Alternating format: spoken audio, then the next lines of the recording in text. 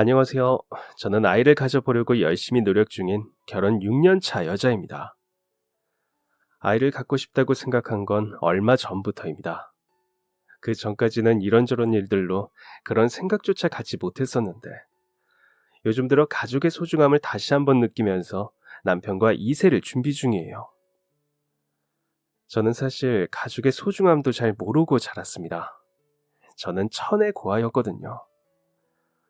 엄마도 아빠도 친척도 형제도 아무것도 없이 덜렁 버려진 존재였어요. 아주 어린 갓난아이 때부터 보육원에서 먹고 자라며 늘 사랑이 고픈 시간들을 보냈습니다. 공부에는 딱히 관심도 없었지만 해야 한다는 강박 같은 것도 없었던 것 같아요. 저는 그저 일이 하고 싶었거든요. 그래서 고등학교 때는 독서실 아르바이트를 했습니다. 돈은 얼마 못 받았지만 조용히 용돈을 모을 수 있어서 좋은 곳이었어요. 그러자 20살이 되자마자 그간 모은 돈에 나라 지원금과 원장님 도움을 조금 받아 조그만 반지 하방에 독립을 하고 처음으로 치과를 가게 되었습니다. 잇몸에서 자꾸 피가 나고 음식을 먹을 수가 없는 지경이었거든요. 그래도 그간 모아둔 돈이 있으니 치과 병원비가 비싼 줄도 모르고 덜컥 찾아간 거예요. 그러고는 충격을 받게 됐죠. 치료를 받으려면 드는 비용이 어마무시했거든요. 그렇게 예약을 하지도 못하고 허무하게 병원을 빠져나와야 했습니다. 수중에 있던 돈을 세어보다가 얼른 일을 시작하고 취업을 해야겠다고 마음먹었어요. 아프긴 아팠지만 무조건 견뎌내자는 마음이었습니다. 그런데 그때 우연히 어느 식당의 아르바이트 공고를 보게 되었습니다. 보쌈집이었는데 김장을 할 아르바이트생을 구한다는 공고였어요. 그렇게 물 흐르듯 아르바이트 면접을 보게 되었습니다. 보쌈집 사장님이면 되게 나이가 많은 아주머니나 아저씨일 줄 알았는데 이 젊은 남자가 면접을 보더라고요. 그 남자가 처음 제 얼굴을 보고 했던 말이 꽤 당황스러운 말이었습니다. 여기 무슨 일 구하는지 알고 오신 거 맞죠? 그 말이 되게 무섭게 느껴졌거든요. 우람한 덩치를 한 남자가 그렇게 물어오니 반사적으로 도망쳐야 하는 생각이 들었습니다. 그런데 그렇게 면접이 끝나려던 그때 어떤 아주머니께서 면접 보는 거냐며 제게 다가오셨어요. 그 남자가 그렇다고 고개를 끄덕이니 아주머니께서 저를 위아래로 훑어보시는 것이 아니겠어요. 솔직히 정말 무서웠습니다. 인상이나 표정도 그랬지만 그 포스가 범상치 않았거든요. 정말 무서운 사람들 같았습니다. 보쌈집이라기에 훈훈한 시골집 같은 느낌을 생각하며 온 것이었는데 그래서 솔직히 면접에 붙을 거라 생각하지 못했어요. 그런데 포기하고 돌아서는 제 등 뒤에 대고 그 아주머니께서 말씀하시더군요.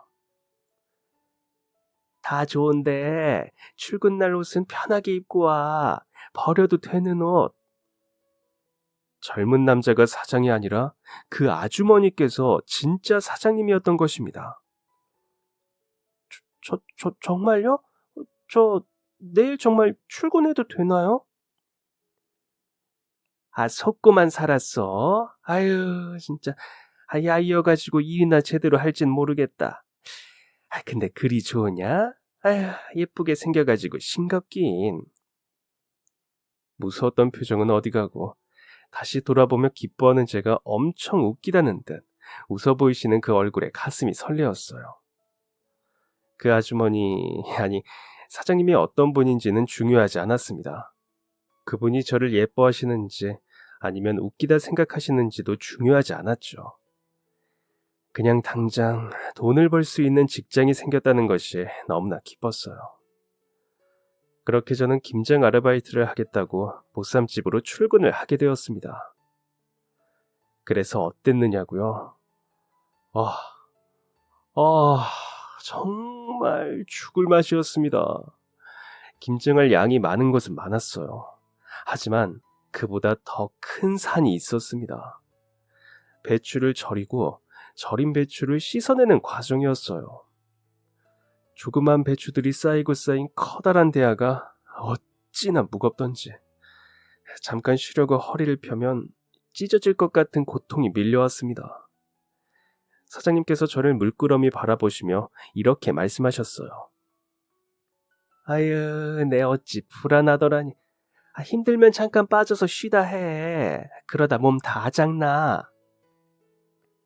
그 말이 왠지 자존심이 상하고 또 돈 받고 하는 일인데 민폐가 되고 싶지는 않아서 이를 악물고 더 악착같이 했어요.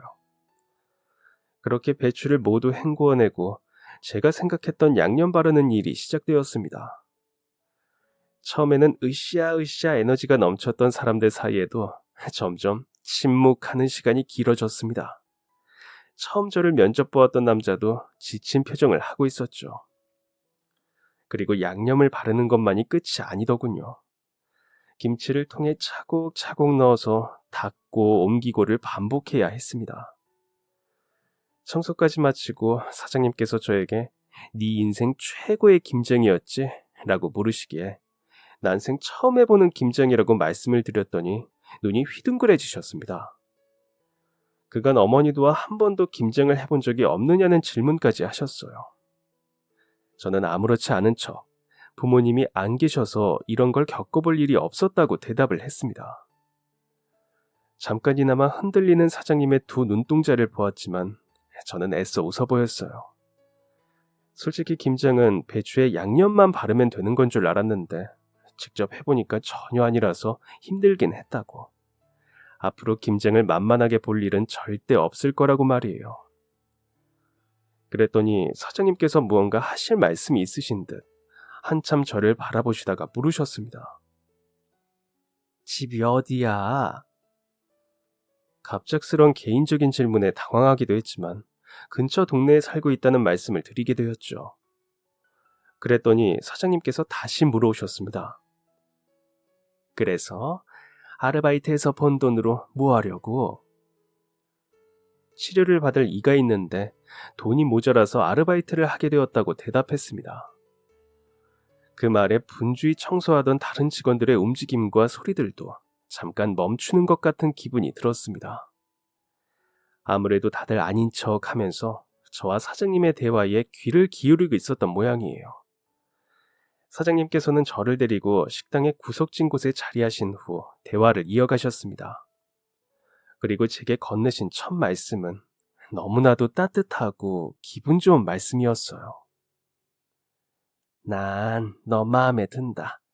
안 그럴 것까지 생겨서는 일도 잘하고 대답도 꾸밈없이 잘하고 씩씩하고. 아휴, 그러면 여태 치과에서 치료받을 돈도 없이 혼자 지낸 거야? 이제 학교 졸업하면 일은 어디서 하려고? 제가 마음에 든다니 기분이 좋은 말이었습니다. 사랑이 절실했던 저에게 참 듣기 좋은 이야기였어요.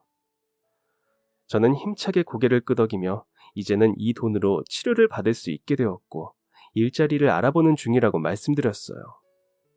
그랬더니 사장님께서 말씀하셨습니다. 그럼 그 일자리 구할 동안 계속 여기서 아르바이트 할래? 저 언니 보이지? 지금 대학교 2학년인데 이번 주까지만 하고 일 그만두겠단다. 그래서 마침 사람 구해야 하나 싶었는데 너 일하는 거 보니 내가 마음에 들어서 그냥 딱히 정해진 일 없이 손님 오면 식탁에 반찬 나르고 접시에 보쌈이랑 김치 예쁘게 담고 하면 돼. 사장님의 말씀은 솔깃한 제안이었지만 저는 왠지 망설여졌습니다. 일을 하게 되더라도 공장 쪽 일을 알아보는 중이었기 때문에 꼭 아르바이트를 할 이유가 있을까 싶었습니다. 그래서 고민을 해보겠다고 말씀드리고 그날 그렇게 아르바이트를 마쳤어요. 일당을 받고 집으로 돌아가는 길에서 보쌈집의 그 남자를 다시 마주치게 되었습니다. 인사를 하기가 어색하긴 했지만 모르는 척 할 수는 없었기에 다가가 인사를 건넸어요. 그런데 그 남자가 깜짝 놀라 뒤돌아보며 입에 물고 있던 담배를 등 뒤로 숨기는 것입니다.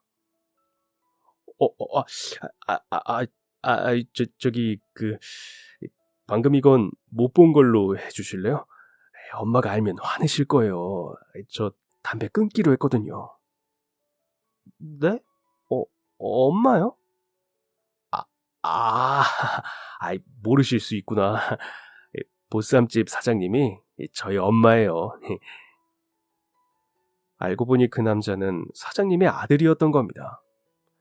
저는 대충 고개를 끄덕이며 어색하게 웃었습니다.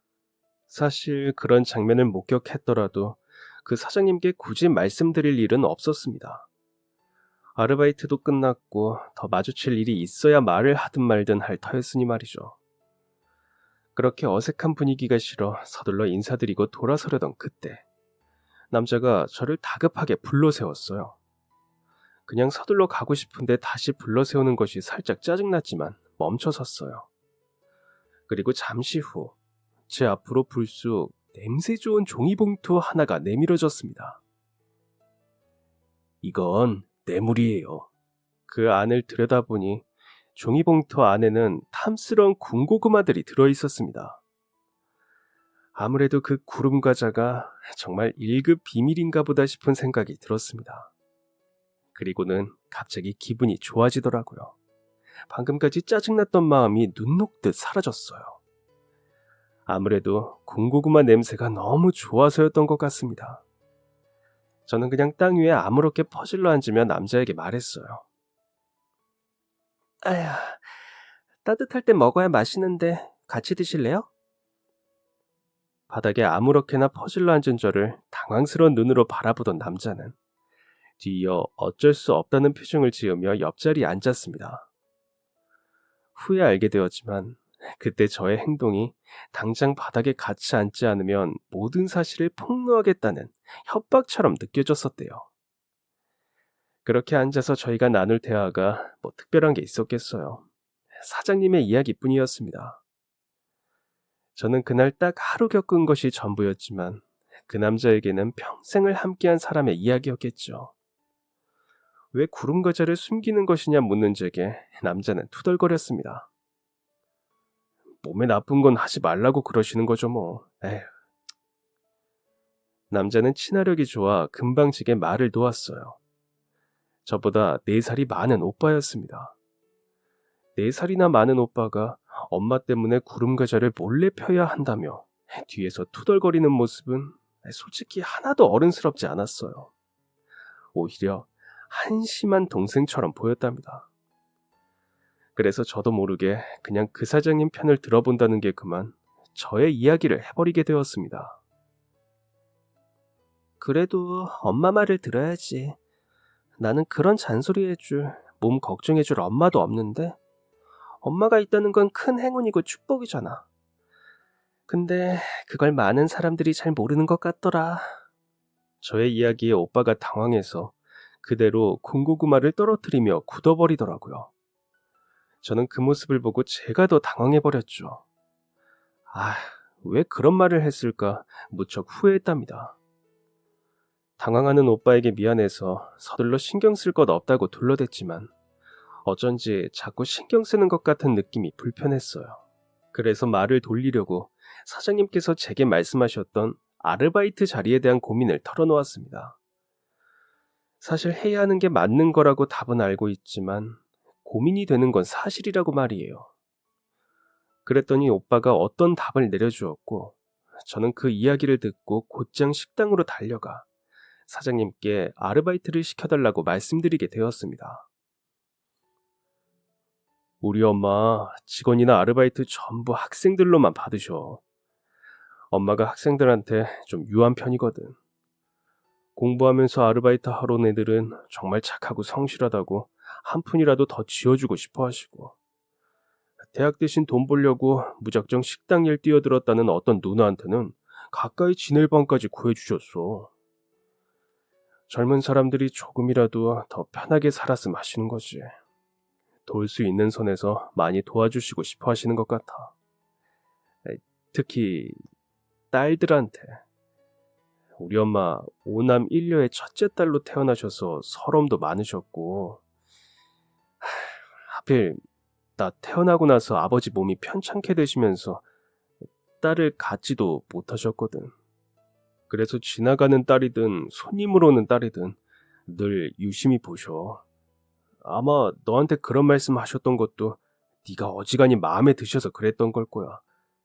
그러니까 너도 그냥 즐겨보면 어때? 오빠의 말을 들어보니 사장님께도 무슨 사연이 있는 듯 했습니다. 딸을 가지고 싶었지만 가질 수 없는 상황이었나 봐요. 그리고 저는 사랑이 무엇인지 잘 모르는 아이였잖아요.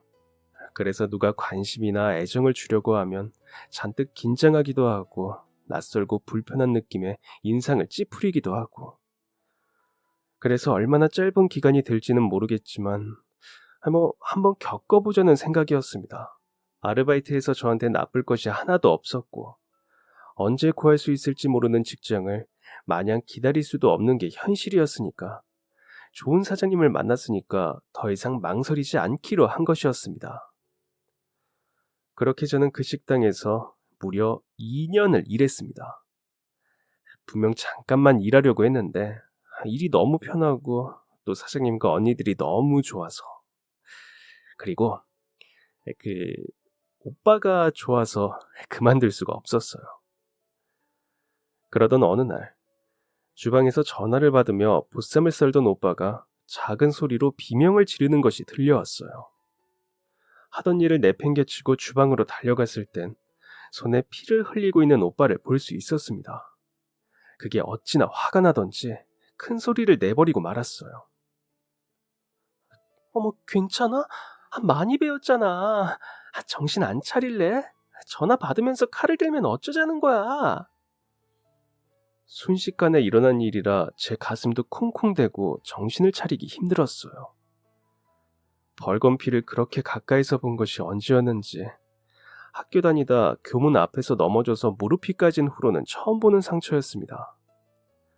오빠는 아무 말도 못하고 제가 시키는 대로 지혈을 하기 시작했어요. 얼른 병원이라도 가야겠다는 생각에 오빠의 팔을 붙들고 주방을 나서려는데 입구에서 사장님이 저희를 바라보고 계셨습니다.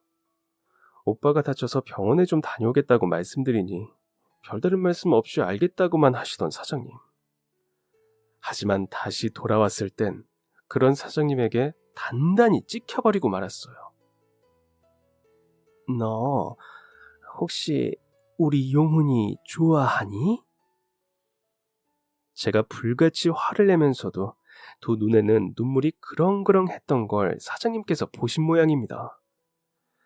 보통 사이면 절대 그렇게 화를 낼 수가 없다고. 내가 본 네 표정은 분명 사랑하는 사람 때문에 속상할 때의 표정이었다고. 저를 다그치시던 사장님께 결국은 제 본심을 실토하게 되었습니다. 맞습니다. 잠깐 아르바이트나 하려던 곳에서 제가 2년 동안이나 떠나지 못하고 머무르게 된 가장 큰 이유. 그것은 용훈 오빠를 좋아하는 마음 때문이었습니다. 오빠조차도 눈치채지 못한 저의 감정을 사장님께서 먼저 눈치채신 것이었어요. 제 마음을 들켰다는 생각에 왜인지 모를 긴장이 되었어요. 싫어하시겠지라고 막연하게 생각했던 것 같습니다. 하지만 사장님의 입에서 나온 말은 아주 충격적이었습니다. 네가 좋아하는 마음만 있으면 되니까 너 우리 용훈이하고 결혼할래? 저는 그 말씀이 너무나 감사했지만 오빠의 마음을 확인하기 전이라 뭐라 대답을 드릴 수가 없는 상황이었어요. 그러다 결국 제가 먼저 고백을 하게 되었어요. 그림이 약간 쫓기듯 고백하는 모양새가 되긴 했지만 저도 그만큼 두렵고 초조하긴 했었거든요. 혹시나 제가 망설이는 사이에 오빠가 다른 여자를 만나기라도 하면 안 되니까 말이에요. 그렇게 저희는 짧은 연애 후 속전속결로 결혼까지 단번에 진행하게 되었습니다. 저와 오빠가 결혼을 하기로 했던 날, 사장님께서는 제게 말씀하셨습니다. 난 너를 딸 삼고 싶다. 저는 그 말이 정말 두근거렸어요. 전 엄마가 안 계시잖아요. 그걸 그냥 운명이라 생각하고 제 팔자라 생각하고 체념하고 살고 있었는데 갑자기 누가 나타나서 저를 딸 삼고 싶다고 해주시니 싫을 리가 있나요? 고부 갈등이요? 딸 같은 며느리 없다고요? 에이, 천만의 말씀, 만만의 콩떡입니다. 딸 같은 며느리 여기 있어요. 아니, 엄마 같은 시어머니가 바로 여기 계십니다. 제가 비록 효도를 잘 못하더라도 저를 정말 친딸처럼 대해주시는 시어머니가 계세요. 그 덕에 저는 정말 행복한 결혼 생활을 보냈답니다. 몸이 아프면 밤을 새워 제 옆에서 간호를 해주시고, 집에서도 식당에서도 제 손에 물 한 방울 묻히지 말라고, 굳은 일은 손에도 못 대게 하시던 어머님입니다. 정말 공주처럼 지냈어요. 그런 일이 저한테는 평생 없을 줄만 알았는데, 그간 받지 못했던 사랑을 보상처럼 누가 내려준 것만 같은 감사한 날들이었습니다. 그렇게 어머님과 남편의 곁에서 저 또한 사랑을 주는 사람이 되고자 배우고 노력하며 마음을 전하는 법을 익혀갔던 것 같아요.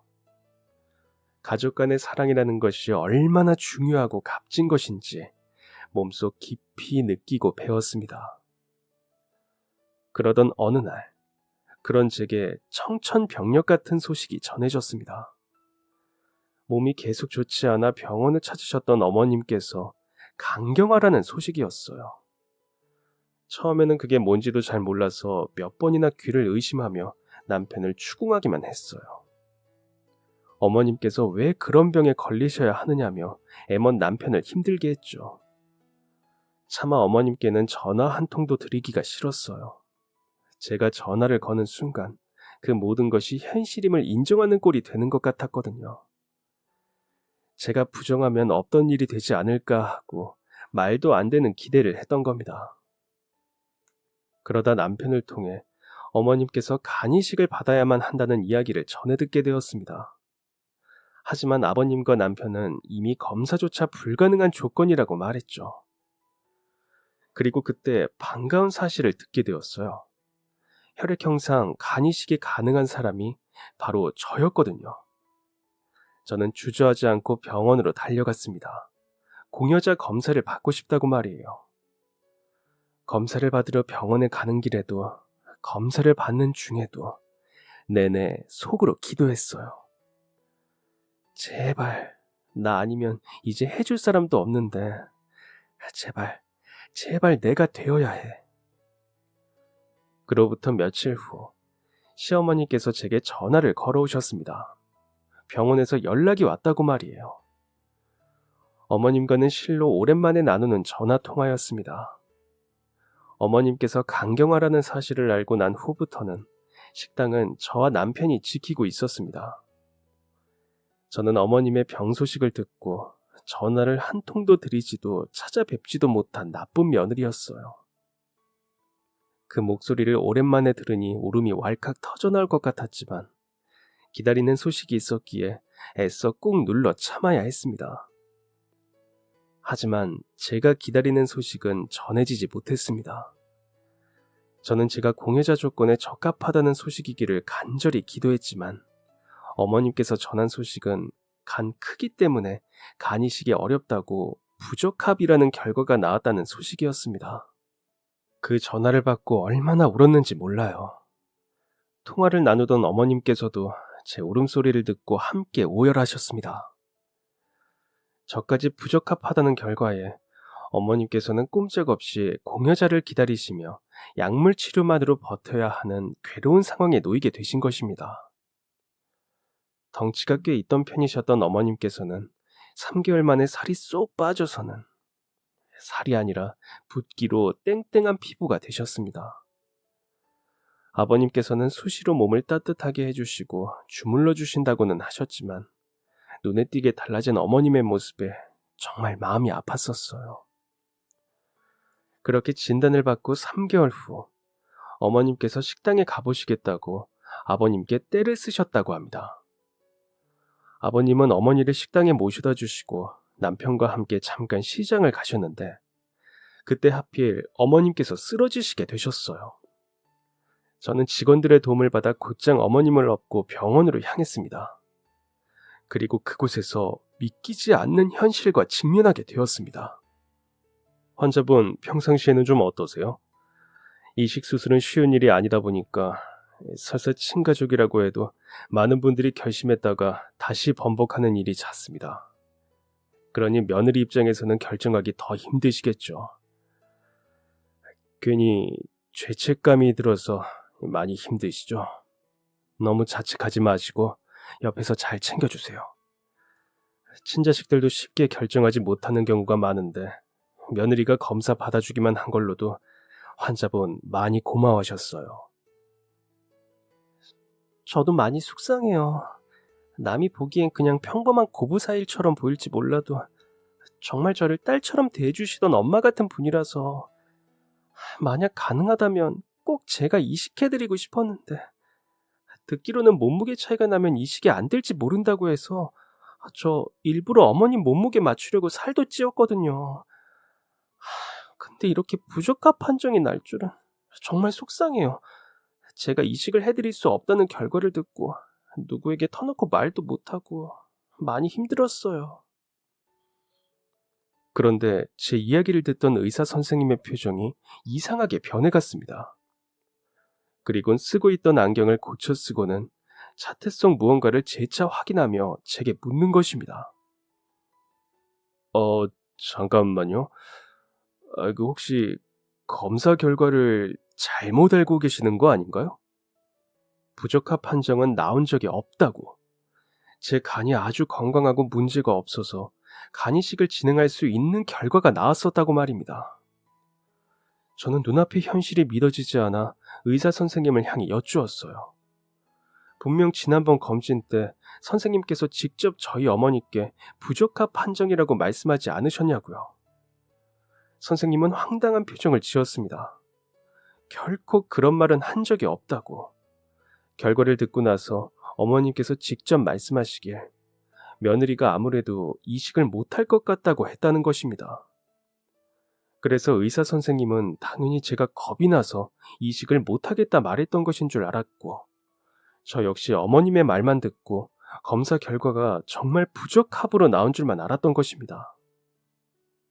그때 재검사라도 받고 싶다는 제 말에 너무 애쓰지 말라던 남편의 말이 떠올랐습니다. 남편은 다 알고 있었던 것인지 저만 몰랐던 것인지 온갖 생각이 다 들더라고요.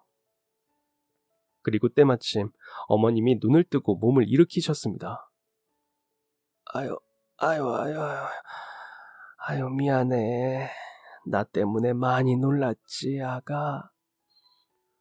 저는 그런 어머니를 향해 냅다 화를 내버렸어요. 어머님, 저한테 왜 거짓말을 하신 거예요? 점차 굳어가는 어머님의 얼굴, 그리고 이내 당황스러워하며 웃음으로 무마하시려는 그 표정에 가슴이 찢어졌습니다. 제게 간이식을 받아 다시 건강을 되찾을 기회가 있었음에도 불구하고 검사 결과를 거짓말로 제게 숨기려 하신 것이었습니다.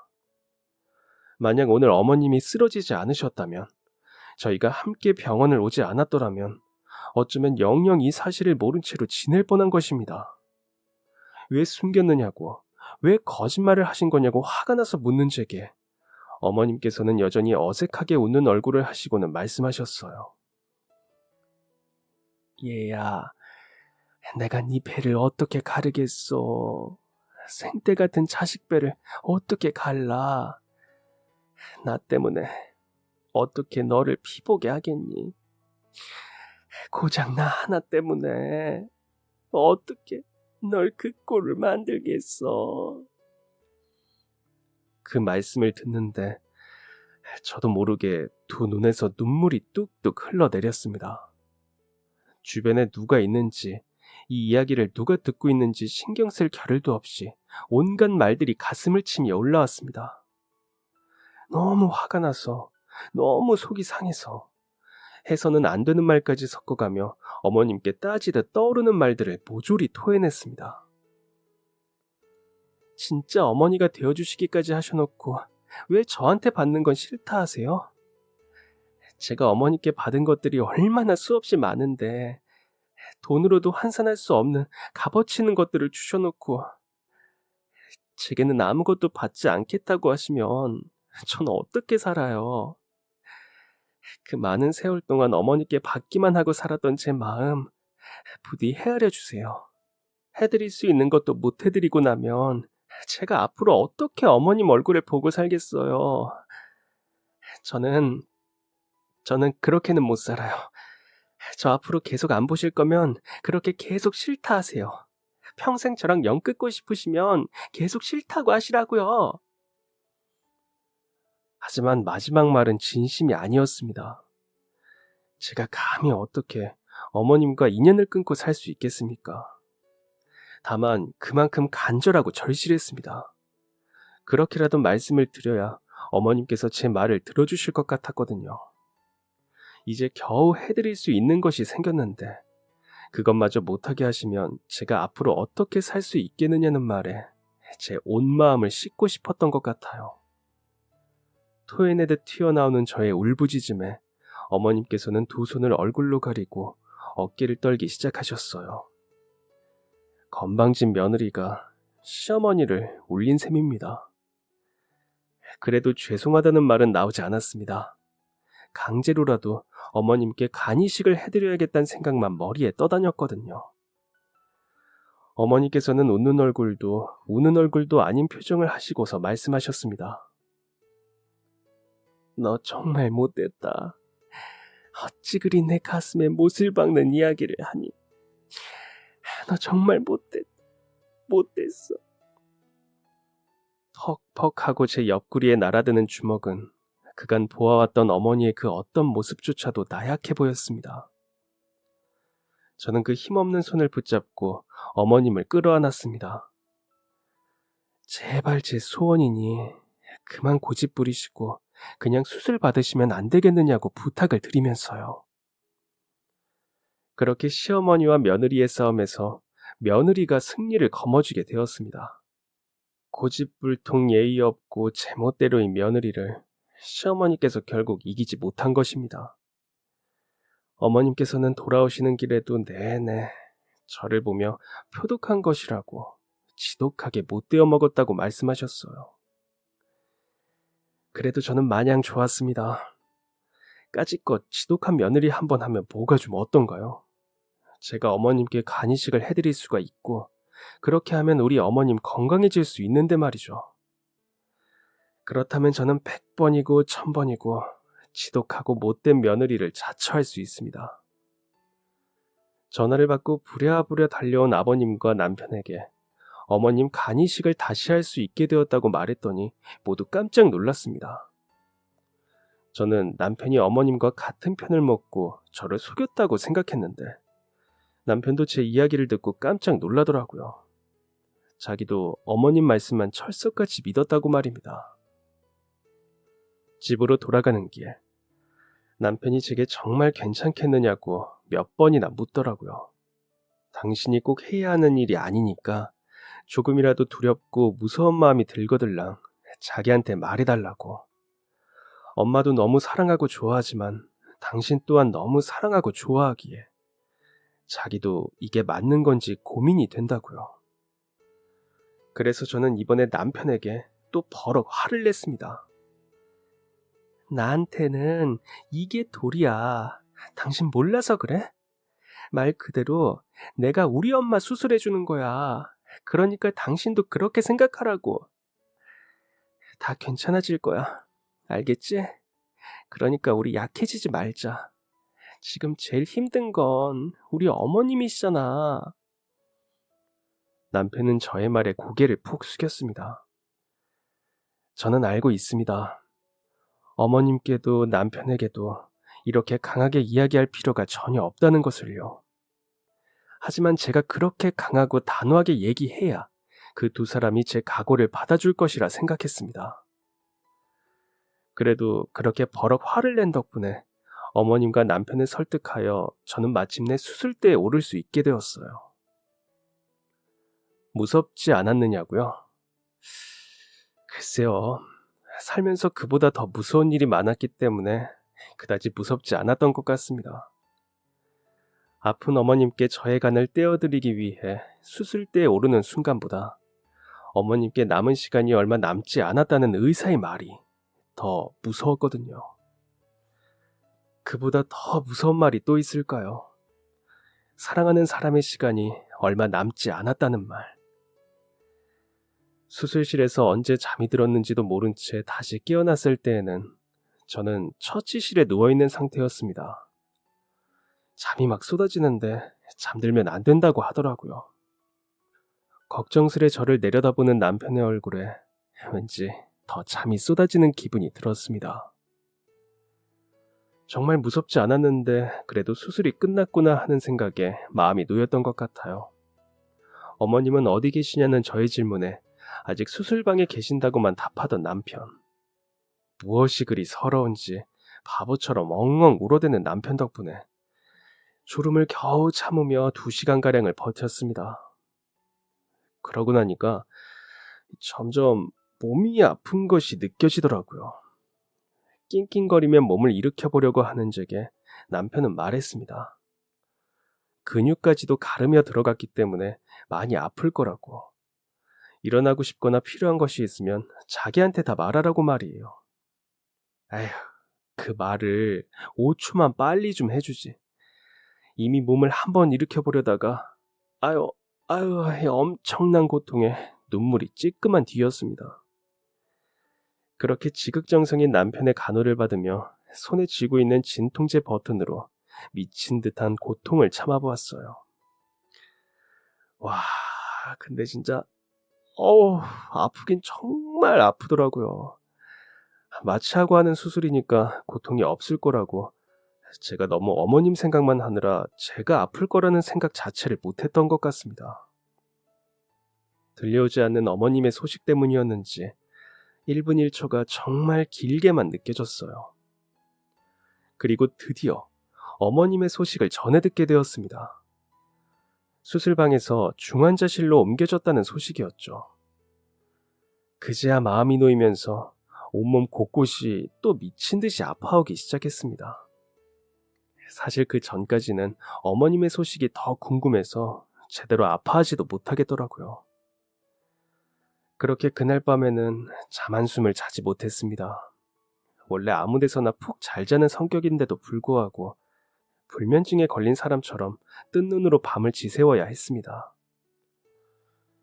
다음날 오전, 몸에 불편하게 치렁치렁 달고 있던 것들을 제거하고 나니 한결 편안해진 기분이었습니다. 어떻게 4일이 흘러간지 모르겠어요. 솔직히 많이 아플 때마다 어머님 생각을 하며 떨쳐버리려고 했지만 고통이 쉽게 참아지지는 않더라고요. 그런데도 남편한테 편하게 아프다는 소리를 하고 싶지가 않아 아플 때마다 남편에게 말했던 것 같습니다. 내가 이렇게 아픈데 우리 어머님은 정말 말도 못하게 아프실 거야. 그치? 빨리 회복하셔야 할 텐데. 수술을 하면서 입원해 있는 기간 동안 저는 저희 남편이 얼마나 울보인지도 깨닫게 되었습니다. 글쎄, 저보다 더 많이 울더라고요. 화장실에 갔다가 한참 나오지를 못해도 울고, 엑스레이를 찍으러 간다고 휠체어를 탈 때에도 울고. 그때는 남편을 울리는 게 내 나약함 때문인 것 같아 미안해서 왜 우냐고 한 소리 하지도 못했는데 후에 물어보니 남편은 저한테 너무 미안해서 울었다고 하네요. 자기를 만나서 제가 고생을 하는 것 같다고 자기가 간이식을 해줄 수 있는 사람이었으면 저를 고생시키지 않아도 되는데 이 아픈 걸 혼자 하게 해서 미안했다고요.